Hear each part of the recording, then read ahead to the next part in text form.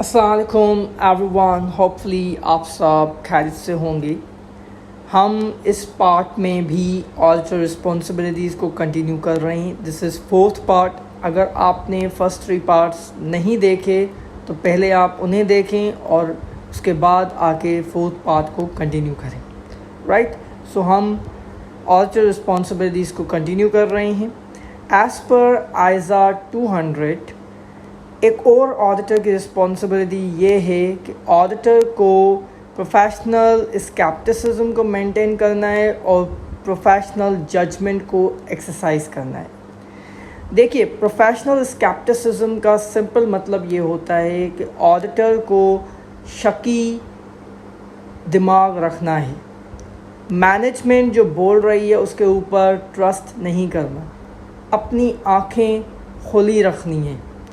For instance, auditor को information मिली कि जो मैनेजमेंट के बोनसेस हैं वो अटैच हैं कंपनी के प्रॉफिट्स से, तो ऑब्वियसली ऑडिटर का शक होगा कि मैनेजमेंट ने बोनस हासिल करने के लिए प्रॉफिट्स को मैनिपुलेट किया होगा। कैसे? या तो उन्होंने एक्सपेंसेस को कम दिखाया होगा या सेल्स को फेक सेल्स बुक किए होंगे ताकि प्रॉफिट ज़्यादा से ज़्यादा दिखे। यानी कि अब ये शक जो है वो हकीकत में बदल सकता है जब ऑडिटर उसकी सही से ऑडिट करेगा। वो सही से चेक करेगा कि सेल्स वाकई जो बुक हैं वो ऑथेंटिक सेल्स हैं, वो फेक नहीं है। क्या एक्सपेंसेस जितने हैं उतने बुक हुए हैं या नहीं हुए। यानी कि मुझे इस इंफॉर्मेशन को मिलते ही मेरा ध्यान गया कि प्रॉफिट्स मैनिपुलेट हो सकते हैं।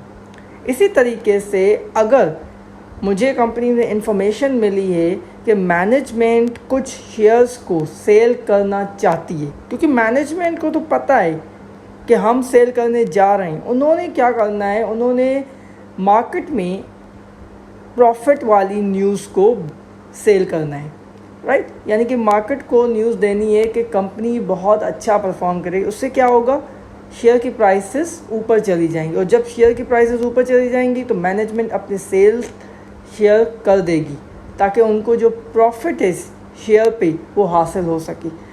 मगर जब मुझे ये इन्फॉर्मेशन मिली कि मैनेजमेंट अपने शेयर्स को सेल करना चाहती है तो मेरा सीधा ध्यान गया प्रॉफिट के ऊपर। मैंने कहा मैनेजमेंट ने पक्का मैनिपुलेट किया होगा प्रॉफिट्स को ताकि न्यूज़ अच्छी जाए मार्केट में और शेयर की प्राइसेस ऊपर जाएं। यानी कि मैंने यहाँ पर प्रोफेशनल स्केप्टिसिज्म को एक्सरसाइज किया, और यही मेरी रिस्पॉन्सिबिलिटी है कि जहाँ पर मेरा शक जाए मैं उससे हकीकत को ऑडिट करूँ। Secondly, professional judgment. देखिए, प्रोफेशनल जजमेंट हम कहते हैं ऑडिटर के एक्सपीरियंस को, स्किल सेट को, जो उसकी नॉलेज है उसको एक्सरसाइज करना, राइट। तो कुछ एरियाज़ हैं ऑडिटर में ऑडिट की जहाँ पर ऑडिटर को प्रोफेशनल जजमेंट एक्सरसाइज करनी है। फॉर इंस्टेंस, ऑडिटर ने ऑडिट प्रोसीजर्स परफॉर्म करने होते हैं। अब एक ही हेड ऑफ अकाउंट को वेरीफाई करने के लिए बहुत सारे प्रोसीजर्स होते हैं। जैसे फॉर इंस्टेंस मुझे डेटर्स को वेरीफाई करना है, तो मैं डेटर्स को वेरीफाई किस तरह से कर सकता हूँ कि मैं डेटर्स से खुद फ़ोन करके या रिटन लेटर उनसे कंफर्मेशन से लूँ, क्योंकि मुझे पता है कि कंपनी तो झूठ बोल सकती है लेकिन जो असली डेटर है मैं अगर उससे फ़ोन करूँगा तो वो मुझे बता देगा, क्योंकि कंपनी उसके लिए अकाउंट पेएबल है, कंपनी के लिए डेटर है लेकिन उसके लिए कंपनी अकाउंट पेएबल है, तो उसके रिकॉर्ड्स में भी अकाउंट पेएबल शो हो रहे होंगे। मैं उसके रिकॉर्ड्स ले लूँगा और मैं देखूँगा कि क्या कंपनी वाकई अकाउंट पेएबल उतनी ही अमाउंट की है या नहीं है जो कंपनी ने डेटा बुक किया हुआ है। इसी तरीके से मैं एक और प्रोसीजर परफॉर्म कर सकता हूँ कि मैं जो फाइनेंशियल्स में डेटर्स नज़र आ रहे हैं वो मैं सेल्स जो है वो लेजर से वेरीफाई करूं, और फिर मैं जो है फिर सेल्स डे बुक में भी देखूं कि उतने ही डेटर्स हैं, और फिर मैं इनवॉइसेस भी चेक करूं कि वो वाकई सेल्स हुई हैं या नहीं हुई हैं या सिर्फ बुक किया हुआ है। सो इस तरह से बहुत सारे हम प्रोसीजर्स परफॉर्म करते हैं। तो उनमें से कितने प्रोसीजर्स परफॉर्म करने हैं ये एक ऑडिटर की अपनी जजमेंट के ऊपर है। कोई ऑडिटर एक प्रोसीजर परफॉर्म करते सेटिस्फाई होगा, कोई 2 करेगा, कोई 5 करेगा। यानी कि प्रोफेशनल जजमेंट जो है वो आपको एक्सरसाइज करनी है सिलेक्शन करते हुए ऑडिट प्रोसीजर्स की, कौन सा बेहतर प्रोसीजर है, कितने प्रोसीजर्स परफॉर्म करने चाहिए, क्या कंक्लूजन देना चाहिए।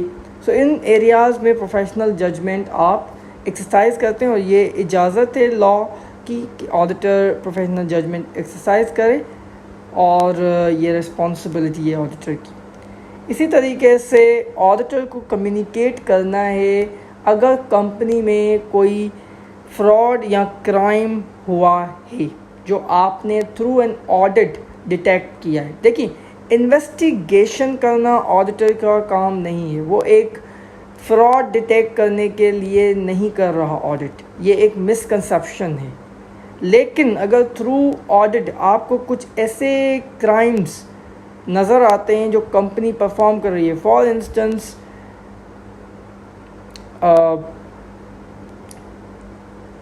टेरर फाइनेंसिंग, अगर कंपनी टेरर फाइनेंसिंग कर रही है या फिर कंपनी मनी लॉन्ड्रिंग कर रही है, तो ऐसे हीनस क्राइम्स को आपको बाय लॉ कहता है कि वो आप रिपोर्ट करें। हर एक क्राइम को आपको रिपोर्ट नहीं करना, मगर जो बड़े बड़े क्राइम्स हैं जो आपको बाय लॉ बताए गए हैं उन क्राइम्स को आपको रिपोर्ट करना ही करना है, तो अब आप उनको रिपोर्ट करेंगे, राइट। तो दिस इज़ अनदर रिस्पॉन्सिबिलिटी कि आपको जो रेलेवेंट अथॉरिटीज़ है, रेगुलेटरी अथॉरिटीज़ हैं, उनको आपको कम्युनिकेट करना है अगर आपने कोई फ्रॉड या इस तरह के जो भी क्राइम्स हैं उनको आपने थ्रू ऑडिट डिटेक्ट किया है। तो another responsibility of an auditor is to communicate removal, यानी कि अगर ऑडिटर को स्पेशल रेजोल्यूशन के थ्रू कंपनी ने रिमूव किया है, पहले उनको हायर किया, फिर अब क्योंकि ऑडिटर से उनकी बन नहीं रही, वो ज़्यादा मिस स्टेटमेंट्स निकाल रहा है, उनके फ्रॉड्स को पकड़ रहा है, तो अब ऑडिटर से उनको ऑडिट नहीं करवानी, कंपनी जो है वो कह रही है कि हम जो है वो ऑडिटर चेंज कर रहे हैं। तो अगरचे आपको रिमूव किया गया है थ्रू स्पेशल रेजोल्यूशन यानी कि 75% वोटिंग से शेयर होल्डर्स की, तो फिर आपको इमीडिएटली आईकैप को बताना होगा with the statements of facts. Statement of facts यानी कि जो मैनेजमेंट ने आपको रीजनिंग दी है कि हम आपको क्यों निकाल रहे हैं, उस स्टेटमेंट को भी सबमिट करवाना है आईकैप को और उनको बताना है कि मुझे रिमूव कर दिया गया है। ये भी एक रिस्पॉन्सिबिलिटी है ऑडिटर की कि जैसे ही उसको रिमूव किया जाए थ्रू स्पेशल रेजोल्यूशन तो फिर वो आईकैप को रिपोर्ट करे। होपफुली रिस्पॉन्सिबिलिटीज़ आपको क्लियर हो गई होंगी। Thank you.